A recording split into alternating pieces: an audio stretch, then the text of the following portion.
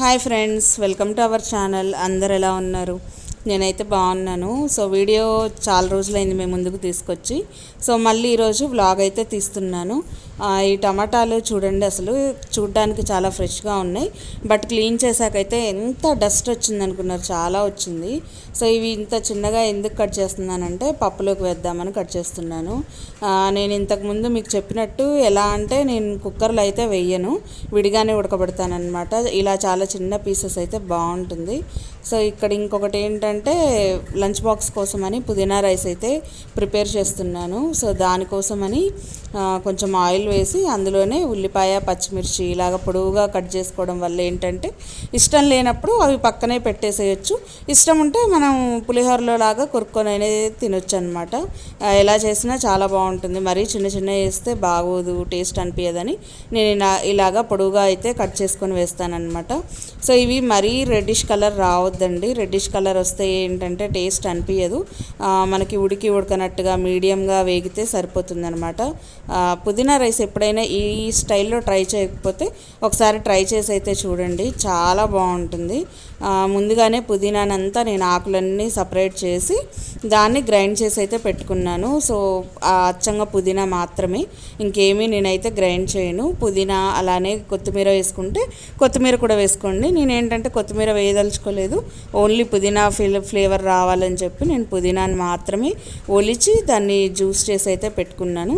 చూసారు కదా, ఇలాగా కొంచెం వేగిన తర్వాత మనకి ఇంకా పుదీనా ఏదైతే మిక్సీ పట్టుకున్నామో అది అనేది యాడ్ చేయడం అన్నమాట. ఒక 10 మినిట్సేనండి మీరు పుదీనా రైస్ ప్రిపేర్ చేయడం, ఎక్కువసేపు అవసరం లేదు. సో ఇలాగ సన్న మంట పెట్టి చేయండి. పెద్ద మంట పెట్టడం వల్ల ఏంటంటే ఓవర్గా మాడిపోతుంది, టేస్ట్ అనిపించదు. చూడండి, నేను ఇలా యాడ్ చేశాను. ఒకవేళ మీకు ఇంకా కొంచెం స్పైసీనెస్ కావాలి అంటే పుదీనా పేస్ట్లో కొద్దిగా అల్లం అయితే వేసుకోండి. నేనైతే అల్లం వెల్లుల్లి పేస్ట్ ఏది వాడట్లేదండి, అది వాడడం వల్ల అసలు ఫ్లేవర్ అనేది తగ్గిపోతుంది, అందుకని నేనైతే అది వాడడం లేదు.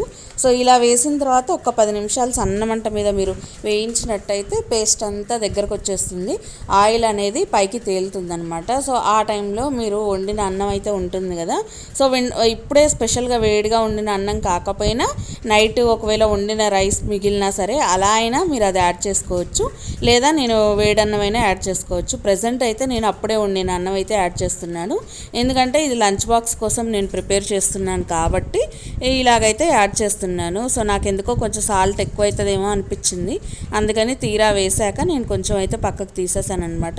ఇంక ఇలాగ కావాల్సినంత సాల్ట్ వేసుకొని ఇదంతా మిక్స్ అయ్యేటట్టు చేయడమే అనమాట. ఒక 5 నుంచి 10 నిమిషాలు సన్న మంట మీద మనం ఉడికించినట్టయితే మీకు మంచిగా అంతా కలిసిపోతుంది అనమాట. ఇందులో కారం కానీ ఇంకేమన్నా వేరే ఫ్లేవర్స్ ఏవి యాడ్ చేయాల్సిన పని లేదు. కొంతమంది ఎలా చేస్తారంటే అది డిఫరెంట్గా చేసుకుంటారు, డైరెక్ట్ పుదీనా పేస్ట్లోనే బియ్యం వేసి ఉడికిస్తారనమాట. ఆ టేస్ట్ కూడా బాగుంటుంది. అలా అయినా చేసుకోవచ్చు, ఇలా అయినా చేసుకోవచ్చు. ఇదేంటంటే ఒక 15 మినిట్స్లో మనం ఈజీగా ప్రిపేర్ చేసుకోవచ్చు. బట్ ఏంటంటే రైస్ లాగా ఉండేది మాత్రం కాస్త టైమే పడుతుంది. ఇక్కడ చూడండి, ప్రతిదీ కూడా రైస్ అనేది కలిసిపోయింది చూడండి పుదీనా ఫ్లేవర్ తోటి. తర్వాత లాస్ట్కి అయితే కరివేపాకు, కొత్తిమీర ఇవన్నీ కూడా యాడ్ చేసేసుకోవచ్చు అనమాట. ఇది నేను చెప్పాను కదా, లంచ్ బాక్స్ కోసం నేను ప్రిపేర్ అయితే చేశాను. వెంటనే నేను లంచ్ బాక్స్లోకి ప్యాక్ చేస్తానన్నమాట. వేడి మీద ఉన్నప్పుడే కాకుండా చల్లారిన తర్వాత కూడా ఈ రైస్ టేస్ట్ ఏమీ మారదండి, అదే టేస్ట్ ఉంటుంది, ఇంకా చాలా బాగుంటుందన్నమాట. ఎప్పుడన్నా మనకి హెల్తీ పర్పస్లో పుదీనా ఇంట్లో ఎక్కువ వాడని వాళ్ళు ఈ టైప్ రైస్ చేసుకున్నాము అంటే ఎంత ఇష్టంగా తింటారంటే అంత ఇష్టంగా తింటారు. స్పైసీనెస్ అనేది మీ అందరికీ చెప్పాను కదా నేను, అల్లం కావాలంటే అల్లం వేసుకోండి అని.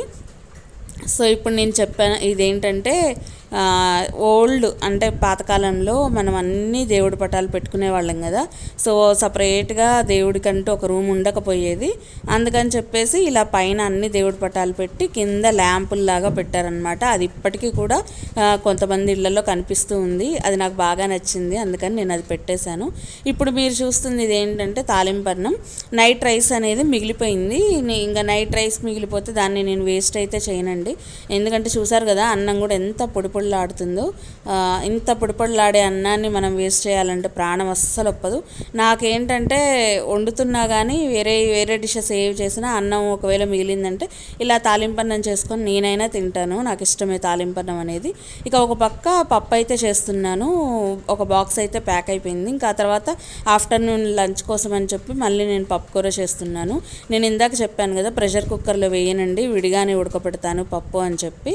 సో పప్పు కూర మొత్తం పూర్తయింది. నేను పచ్చికారం వేశాను, ఎండుకారం వేయలేదు. సో పచ్చికారంతో నేను టమాటా పప్పు అయితే చేసి తాలింపు వేసేసాను అనమాట. ఇంకా తాలింపు వేసిన తర్వాత ఇది తీసి పక్కన పెడతాను. మ్యాక్సిమం వీలైనంత వరకు అండి నేను ఉదయం పూటే లంచ్కి సంబంధించి అన్నీ ప్రిపేర్ అయిపోతుంది. ఎందుకంటే మా హస్బెండ్కి లంచ్ బాక్స్ ప్యాక్ చేయాలి, అన్నం కూర. సో మా పెదబాబుకి వచ్చేసి ఇందాక చెప్పాను కదా పుదీనా రైస్ అలాంటివే తీసుకెళ్తా అన్నాడు. అక్కడ కలుపుకొని తినాలంటే తనకి ఇరిటేషన్గా ఉంటుందని చెప్పి తను ఇలాంటి రైస్ ఐటమ్స్ చేయమంటే వాడి కోసం నేను లంచ్ బాక్స్ కోసం రైస్ ఐటమ్స్ చేస్తున్నాను.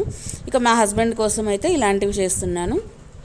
ఇక ఇది వచ్చేసి ఏంటంటే పులిహార అండి. ఆ రోజు సాయంత్రం పూట చేశాను. నిమ్మకాయలు అయితే ఉన్నాయి. నిమ్మకాయలు మా అక్క పంపించారనమాట ఊరు నుంచి. చాలా బాగున్నాయి, తీసుకున్నాను. సంధ్య తీసుకెళ్ళండి అని చెప్పి మా అక్క అయితే నాకు ఇచ్చారు పులిహార కోసమని. ఇంకా చాలా బాగున్నాయి. ఇక అవి చూసిన తర్వాత మనకి ఎంత తినలేని వాళ్ళకి కూడా నిమ్మకాయ పులిహార అంటే తినాలనిపిస్తుంది కదా.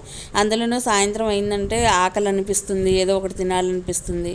సో నేను ఒక్కోసారి ఎంత చేసినా టిఫిన్స్ ఏవి చేసినా కడుపు నిండినట్టుగా అనిపించదు. అందుకోసమని మోస్ట్లీ నేను రైస్ ఐటమ్స్ తోటే ఏమన్నా చేయొచ్చేమో డిఫరెంట్గా ట్రై చేస్తూ ఉంటాను. అలాగా నేను నిమ్మకాయ పులిహార అయితే ఈవినింగ్ కోసమని ప్రిపేర్ చేసి పక్కన పెట్టాను. స్కూల్ నుంచి వచ్చాక తింటారు కదా. ఇక వాళ్ళు అక్కడ నుంచి కాలేజ్ స్కూళ్ళ నుంచి వచ్చేసరికి ఫుల్ రెయిన్ అండి. ఎంత రెయిన్ అంటే అంత రెయిన్. ఇక ఇంటికి వచ్చిన తర్వాత వాళ్ళేమో ఫుడ్ తింటున్నారు. ఇంకా ఈలోపు కరెంట్ అయితే పోయింది. ఎందుకంటే ఇప్పుడు చూస్తున్నారు కదా ఎట్లా ఉరుములు మెరుపులు, అసలు పెద్ద పెద్ద సౌండ్స్ తోటి వర్షం కూడా విపరీతంగా పడిందనమాట. అప్పటిదాకా అసలు స్టెప్స్ పై నుంచి ఇక మట్టి అంతా కొట్టుకొని ఇంటి ముందుకే వచ్చేసింది. ఇక నేను అంత మట్టి చూసి తట్టుకోలేక వీడియో అనేది తీసి పెట్టిన తర్వాత ఇంకా వెంటనే పైప్ అనేది ట్యాప్కి ఫిట్ చేసి మొత్తం అంతా కూడా కడుక్కుంటూ వచ్చేసాను. లేకపోతే అసలు తట్టుకోలేము. ఆ మట్టి మొత్తం వచ్చి కరెక్ట్గా మన గుమ్మం ముందే ఉండిపోతుంది అనమాట. నెక్స్ట్ డేకి పూర్తిగా డ్రై అయ్యి వర్క్ అనేది డబల్ అవుతుంది. సో అలానే మనకు కంటి ముందు అలా నల్లగా ఉంటే అసలు తట్టుకోలేం కదా, అగ్లీగా ఉంటుంది రూమ్ ముందు. సో అందుకని వెంటనే పైప్ అనేది ఫిట్ చేసి నేను వాటర్ అయితే స్ప్రే చేసేసాను. నీట్గా అయితే అయింది. బట్ వర్షం పడ్డప్పుడల్లా ప్రతి ఇంట్లో ఇలాంటి సమస్యలు అయితే వస్తూనే ఉంటాయి కదా. ఎందుకంటే ఎవరికి కూడా ఖచ్చితంగా స్టెప్స్ ఉన్న వాళ్ళకైతే అర్థమవుతుంది క్లారిటీగా. మనం ఎంత ఊడ్చినా వాటర్తో కొట్టేటప్పుడు ఇంకా తెలియని సన్న డస్ట్ అయితే వస్తుంది. సో అలా సన్న డస్ట్ అంతా కూడా వర్షం రూపంలో ఇంకాస్త ఎక్కువగా అయితే వచ్చేస్తుంది. మాకు కరెక్ట్గా గుమ్మం ముందే ఇలాగ వాటర్ పోవడానికి అయితే హోల్ ఇచ్చారు. సో అక్కడికి వచ్చి వాటర్ వెళ్ళిపోయాయి కానీ ఆ వచ్చిన డస్ట్ మొత్తం అక్కడ స్టక్ అయిపోయిందనమాట. మొత్తం అంతా కూడా చూడండి అసలు ఎలా ఆగిపోయిందో. ఇంకా అందుకని నేను పైప్ అయితే ఫిక్స్ చేసి మొత్తం అంతా కొట్టేశాను అనమాట. ఇది మీకు వాయిస్ అయితే పెట్టచ్చు అలా ఉరుములు మెరుపుల సౌండ్ వినడానికి. బట్ ఏంటంటే చాలా న్యూసెన్స్గా అనిపిస్తూ ఉంటుంది మిగతా సౌండ్స్ అన్నీ కూడా.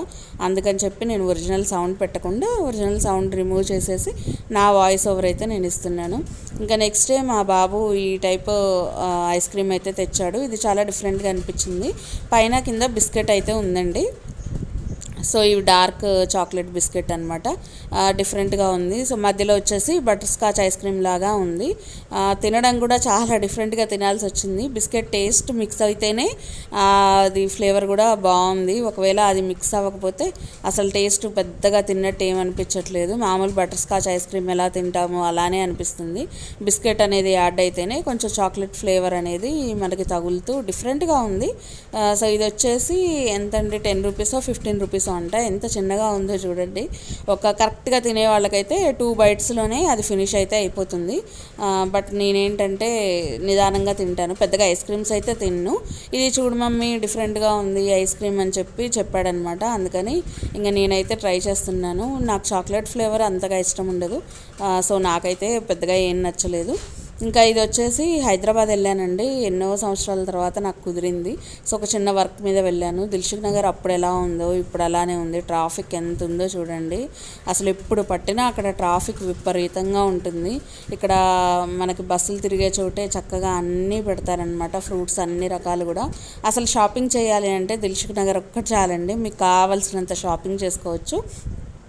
2 or 3 days అయినా సరే మనకి షాపింగ్కి మంచిగా ఉంటుందన్నమాట. సో అలా షాపింగ్ చేసుకుంటూ మనం వన్ డే మొత్తం చక్కగా ఎంజాయ్ అయితే చేయొచ్చు. కానీ ఇప్పటికి చాలా మారిపోయిందండి. ఆ ఏరియా మొత్తం కూడా చాలా డిఫరెంట్గా అయిపోయింది. నాకైతే ఎప్పుడు వెళ్ళినా అక్కడికి వెళ్తే చాలా హ్యాపీ అనిపిస్తుంది. ఇక మన వీడియో అయితే ఇంతేనండి. నచ్చితే ప్లీజ్ సబ్స్క్రైబ్ చేసుకోండి.